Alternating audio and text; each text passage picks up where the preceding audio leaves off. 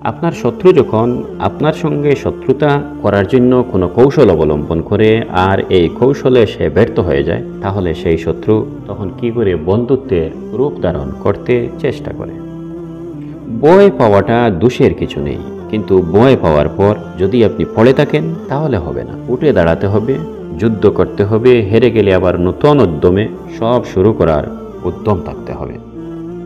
এবারে আপনাদের সম্মুখে একটি হাদিসের মর্মার্থ তুলে ধরছি। বিশ্বনবী মুহাম্মদুর রাসূলুল্লাহ সাল্লাল্লাহু আলাইহি সাল্লাম বলেছেন, তোমরা 5টি জিনিসের আগে অন্য 5টি জিনিসকে মূল্যায়ন করতে শেখো, কাজে লাগাতে অভ্যস্ত হও।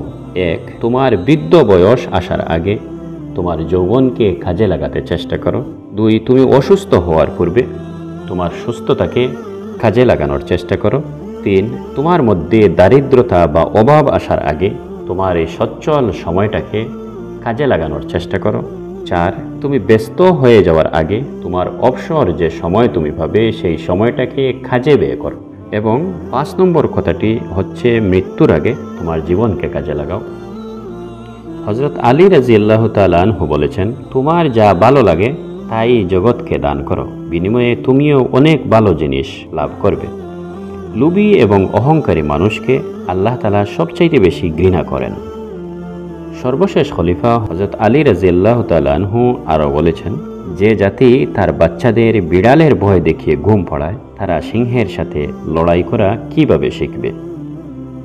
যে মানুষ আসলে সৎ হয়, তার যতই নিন্দা করা হোক না কেন তার কোনো ক্ষতি করা যাবে না। যত নিন্দা করা হবে, একদিন না একদিন তার সততা ভেসে উঠবে। জীবনে কোনো দিন কাউকে অখেজ বা নিষ্কর্মা ভাবতে নেই, কারণ একটা বন্ধ ঘড়িও 24 ঘন্টার মধ্যে 2 বার হলেও সঠিক সময় দেখায়। আপনি খেয়াল করলে দেখবেন। দর্শক বন্ধু, অনেক চ্যানেল তো সাবস্ক্রাইব করে রেখেছেন। এই চ্যানেলে যেসব ভিডিও দেওয়া হবে তা আপনার ঘরের সকলের জন্যই উপকারী। আপনি নিয়মিত দেখলেই বুঝবেন আমাদের একটি ভিডিও জ্ঞানের ভান্ডার, যার কাছেই শেয়ার করবেন সে উপকৃত হবে। তাই আশা করি কথাগুলোর মর্ম বুঝলে আপনি চ্যানেলটি সাবস্ক্রাইব করে রাখবেন। আপনি ভালো থাকুন, সুস্থ থাকুন, নিরাপদে থাকুন, এই দোয়ার মাধ্যমেই আপাতত শেষ করছি। আল্লাহ হাফেজ।